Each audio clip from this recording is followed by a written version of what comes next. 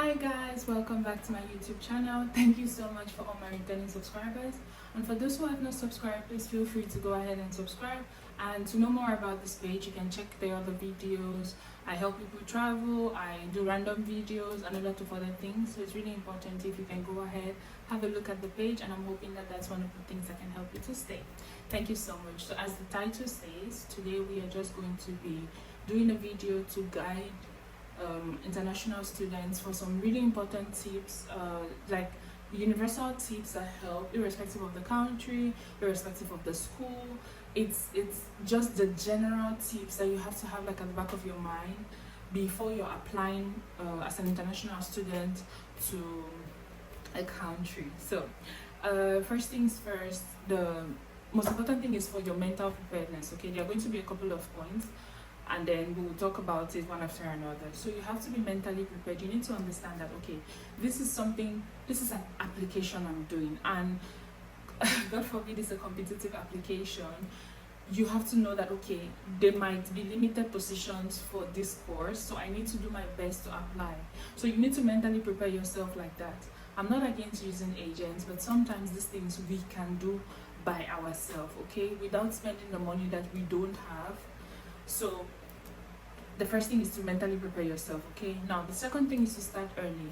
Yes, so you have to start early. Why? Because you need to have the time to prepare for all prepare all the documents you need.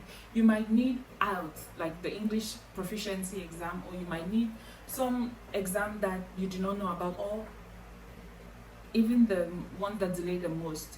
You might need recognition of your documents. Now let's imagine that you need to recognize your documents and you have not done that in June. Now in June, because we're assuming that school starts in September, let's say the recognition has to be done before the admission. Now some countries like Nigeria, Cameroon is a bit fast, but some countries like Nigeria take a long time to legalize documents, and this can obviously be your bottleneck that will prevent you from applying for that school. So the earlier you start looking at the requirements, the better for you. Now guys, another tip in applying is to make sure that even without the course at hand, let's say you haven't found the course yet or the application is not yet open, now please go ahead and start drafting your motivation letter. You know, the personal statement, that letter of like intent, why you want to study this course. I know it's a cliche, it's in every application. Why do we want to study the course now? Just give us this course to study.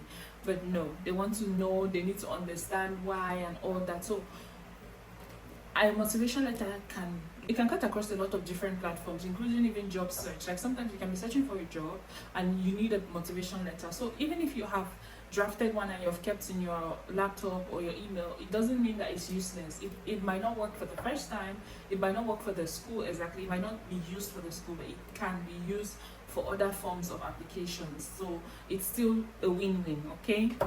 Now the next thing is for you to be able to go through the requirements of the school in time. Like go through, check what you need. If you need the English, if you need some verification, if you need this, if you need that.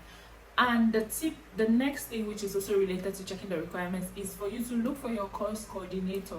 I said in one of my last videos, and it's really important that we do this. Please look for your course coordinator. They are usually at the bottom of the course. You see that they even have pictures to help themselves. You see them, you see their emails. This is for inquiries. I think it's not there for us not to use it, okay? You should be able to use it and ask them questions, like if you have any doubts on your applications. I'll be leaving my email in this video at the bottom if you have inquiries, but it has to be something that you have done your own research, because I don't take consultations yet. It has to be something that you have already done your research, and then you can go ahead and ask if you need clarifications. The next thing is for you to check embassy requirements.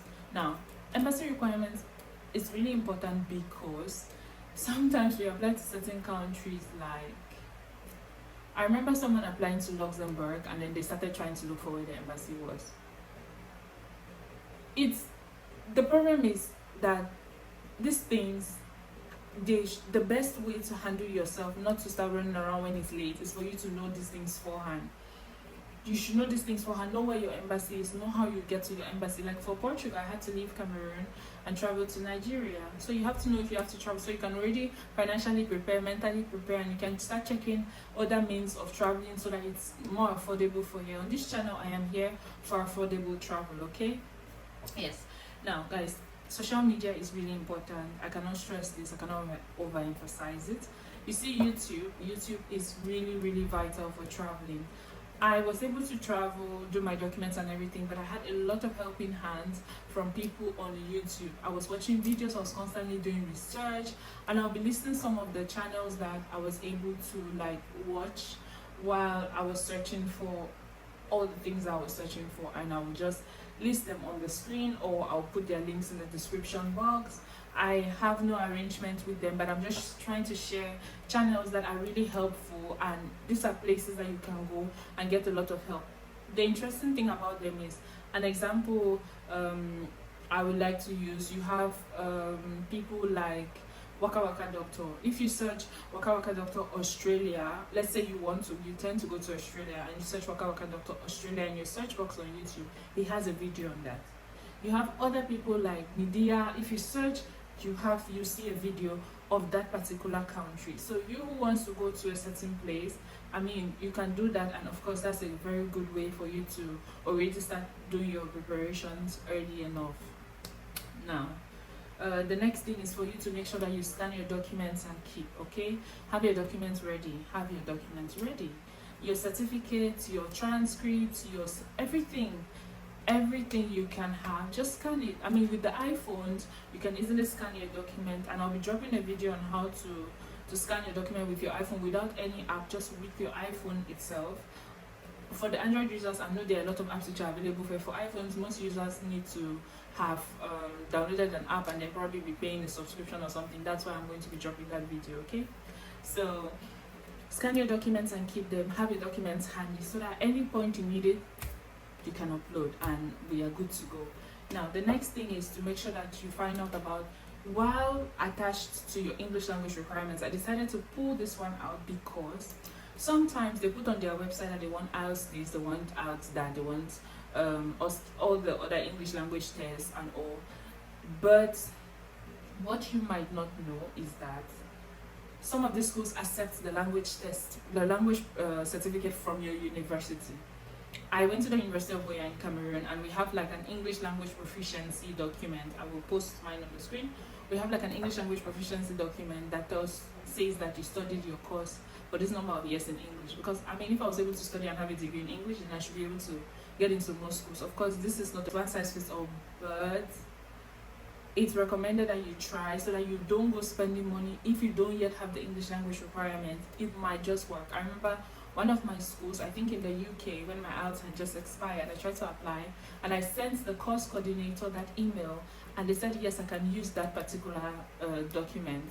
And then in one of the schools I used it, but they told me that I need to come back, and when I enroll, I'll need to take a short course. It wasn't even something I'll pay for. It was free, and that I'll just need to take a short course. Okay, so it's something to try. It's something to try. And then if you have to like pay a deposit, start preparing how you send the money, or you start finding your friends in that country who can pay, and then maybe you keep the money to them, you keep it for them, or give it to a family member. So guys, these are some of the tips that I would highly advise that as an international student, somebody who is aspiring to be an international student, you should be able to have them in place. These are tips that I believe they are very versatile. They are for all countries, irrespective of the course, so that if you have put all of this together, we are just one step away from clicking the apply button, and which is actually doing the application and applying. So guys, I hope that this video was very helpful. Go ahead, drop your questions in the comment section, and at this point I hope that you've been able to subscribe. It will really help me if you can go ahead and subscribe now. And thank you so much guys for being here, and I'm hoping to see you in my next videos. Thank you, much love. Mwah. Bye.